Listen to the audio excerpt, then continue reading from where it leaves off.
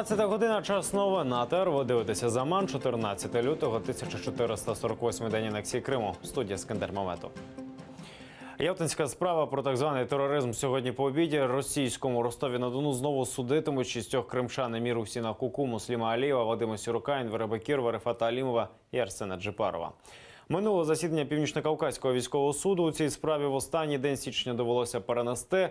Час суду без попереджень змінили, і один з адвокатів просто не встиг приїхати.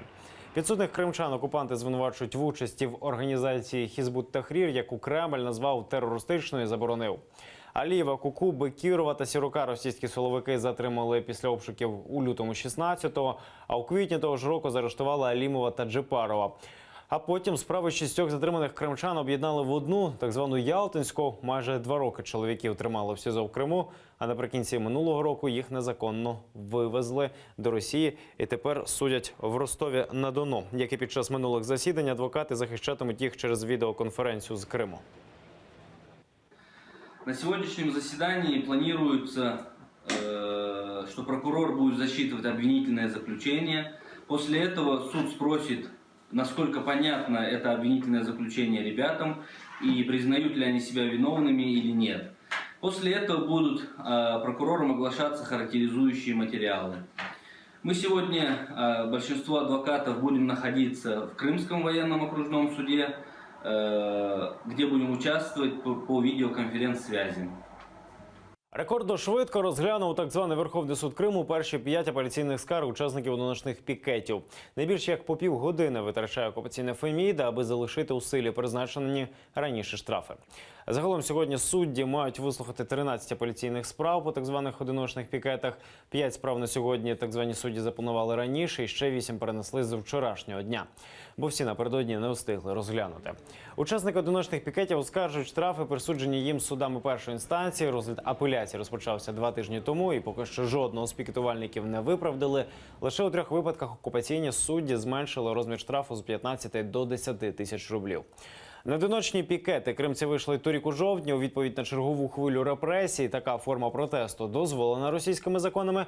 Утім, окупаційні силовики розцінили акцію як добре зорганізований масовий мітинг. Бо одночасно по всьому Криму на протести вийшли більше сотні людей. А загальна сума штрафів, призначена так званими судами, сягнула майже 1 мільйон рублів. Мы хотели понять, имеет ли какую-то роль для судей, для суда наша подготовленность или наша позиция. И наше подозрение на самом деле оказалось явью действительной. Для них нет никакой разницы. Неважно, сколько вы будете вести процесс, полчаса, 2 часа, 3 часа или 5 минут. Их решение уже готово, оно распечатано. Единственная разница — это время, которое вы просидите в зале заседания, и фамилия, которую прочитает в конце. Не имеет значения, каким образом ты готовишься, какие ты доводы приводишь, суд их просто не слышит. Ну, опять-таки, да, упираю на то, что процесс заангажирован с политической точки зрения, и надеяться на благой исход можно только от Аллаха. Джазакаллаху хайран. Это было мое личное желание, поэтому все обвинения, которые там и доказательства были, я их считаю необоснованными и не согласен с данным решением суда. Но я как бы не жалею то, что я вышел, высказал свою точку зрения. На 5 березня принесли розгляд справи Шевкета Разакова, 24-річного кримчанина, якого окупаційні прокурори звинувачують у публічній образі співробітника поліції. Сьогодні так звані судді мали заслухати свідків обвинувачення по цій справі, утім вони, як і минулого разу, не з'явилися на засідання. Тож слухання вкотре перенесли. Шевкета Разакова звинувачують в образі співробітника поліції, начебто торік, у квітні, під час обшуків у будинках кримських татар у Бахчисараї, він плюнув у снайпера Росгвардії. За це йому погрожують 40-тисячним штрафом або виправними роботами на рік. Шевкет Разаков все заперечує, мовляв, підтримати земляків у той день дійсно приходив, утім людей у формі не ображав і тим паче не плювався.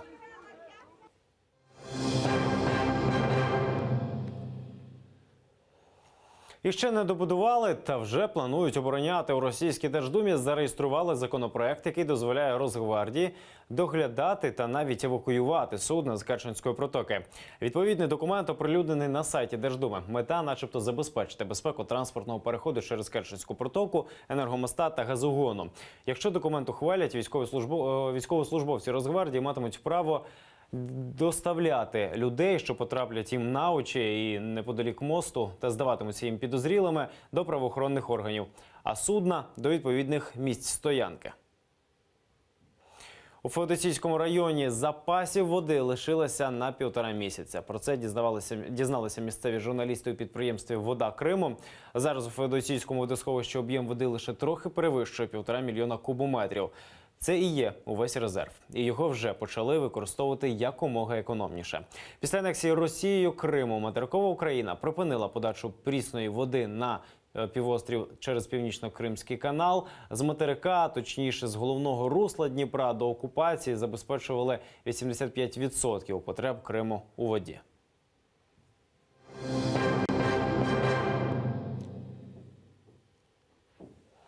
Жодного каяття та вибачень Росія не буде вибачатися за розв'язану в Україні війну та анексію Криму. Про це напередодні заявив Сергій Лавров, міністр закордонних справ Російської Федерації, за підсумками переговорів з бельгійським колегою Дід'є Рейндерсом.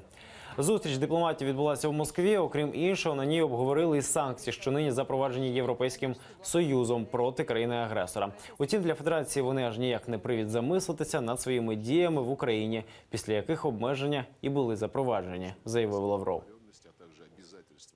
Мы как-то никогда не интересуемся отношением наших коллег из Евросоюза, вообще из тех стран, которые ввели против нас санкции, что они на эту тему думают. Мы все свои действия открыто на основе международно-правовых норм объяснили. И все те, кто хочет нас услышали. Мы сегодня говорили и, конечно же, про Украину, и про Крым. Нідерланди скасували візит глави свого МЗС до Росії, вже проінформували про це офіційну Москву. А все через те, що очільник дипломатичного відомства подав у відставку. Халбе Зейлстра зробив це після того, як зізнався, що збрехав про зустріч з Путіним у 2006-му. Упродовж років тепер уже колишній глава МЗС Нідерландів стверджував, що був на дачі у Путіна і чув, як очільник Кремля казав, що у складі Росії мають бути Білорусь, Україна, країни Балтії і Казахстан. Нині Халбе Зейлстра визнає, що його особисто на дачі не було, однак стверджує, розповідь про плани Путіна на Велику Росію цілком правдиві. І її йому переповіло анонімне джерело, яке він з метою безпеки не розкриватиме. Я вирішив, окей, це важлива геополітична історія, наслідки серйозні. Тому я розповідав її від свого імені, аби не розкривати особу людини, яка була на зустрічі у Путіна на дачі, оскільки це могло мати наслідки для неї. Анексія Криму стала проблемою для Росії, оскільки світ не визнає нинішній статус півострова. Це в ефірі прокремлівського телеканалу визнав кандидат у президенти Росії Григорій Явлінський. Однак він уникнув прямої відповіді на питання, чи варто Росії повернути украдене. Вирішувати це Явлінський порадив ледь не всім світом. В чем у нас там проблема? У нас проблема в том, что никто в мире не признает статус Крыма. Значит, надо взять, собрать международную конференцию, выработать дорожную карту и решить эту проблему. Отдать. Ну что? Нет, я не знаю, дорожную карту надо сделать. Все международное сообщество вместе с Россией и вместе с Украиной решит эту проблему. Росія таки небажаний гість на Олімпіаді. Після скандалу з допінгом і дискваліфікації російських спортсменів з ігор у південно-корейському Пхьончхані вигнали і кількох російських болівальників. Під час змагань лижників гості з Колими спробували пронести на трибуни прапор з зображенням Леніна. Однак їм завадили охоронці у Південній Кореї через напружені стосунки з КНДР. Комуністична символіка заборонена, тож росіян з червоним прапором просто видворили з арени. У Росії мільярд рублів розчинився у віртуальному просторі. Принаймні, у цьому переконує заступник голови Центробанку Дмитрій Скабєлкін.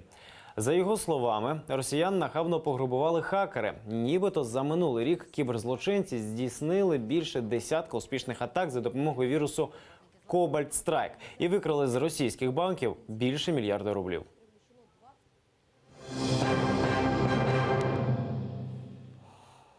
Фотовиставку, присвячену дітям політв'язнів, відкрили у Дніпрі до 4-ї річниці окупації Криму. Там же для мешканців міста презентували книгу про Мустафу Джемілєва. Її автори Севгіль Мусаєв і Алім Алієв запевняють, у книзі йдеться не про одну людину, а про всіх кримських татар, їхню боротьбу та життя до і після окупації Криму. Севіль Мусаєва пригадує, ідея написати книгу про лідера кримських татар виникла 2 роки тому.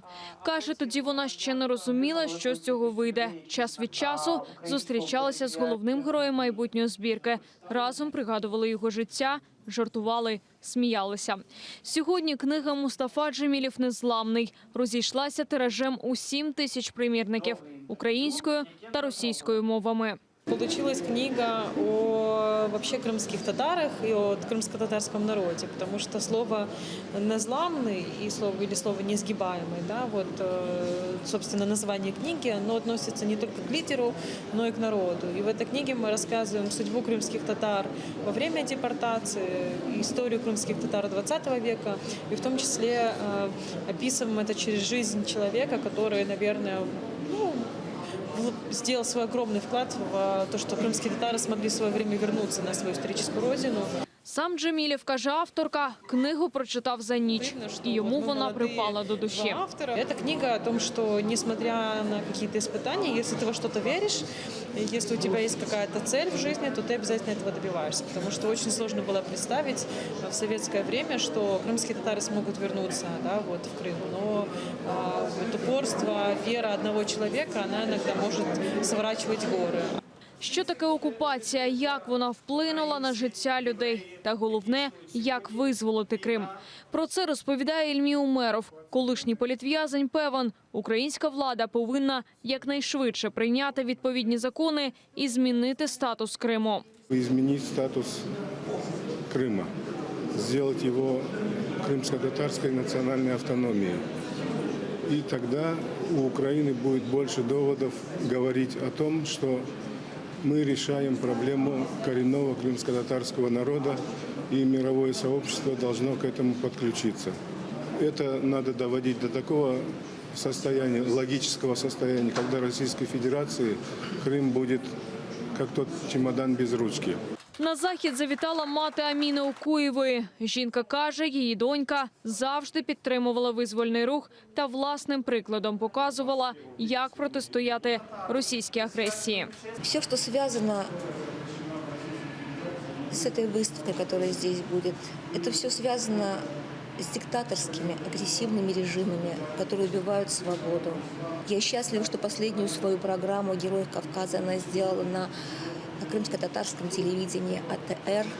Долучилися до заходу і представники посольства Канади. Незмінні союзники України пообіцяли і надалі її усіляко підтримувати на міжнародному рівні, а також використовувати всі можливі важелі впливу, аби змусити Росію виконувати міжнародне право.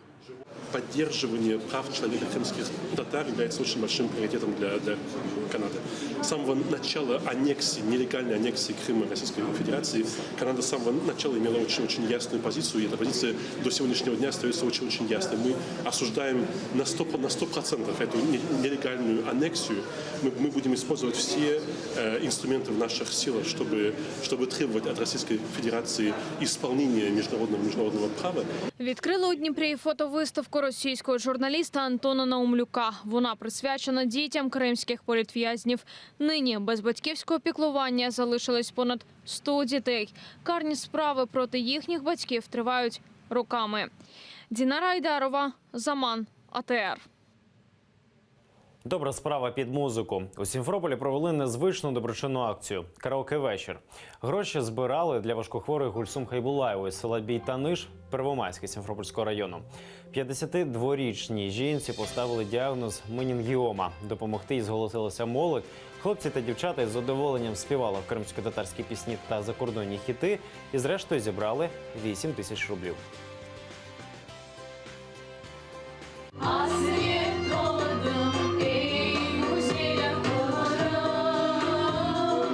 Очень рад, что наш народ занимается таким, что мы собираемся в целях кому-то помочь, что наш народ старается друг другу помочь, что мы вместе, что вот народу не безразлично горе чужих людей.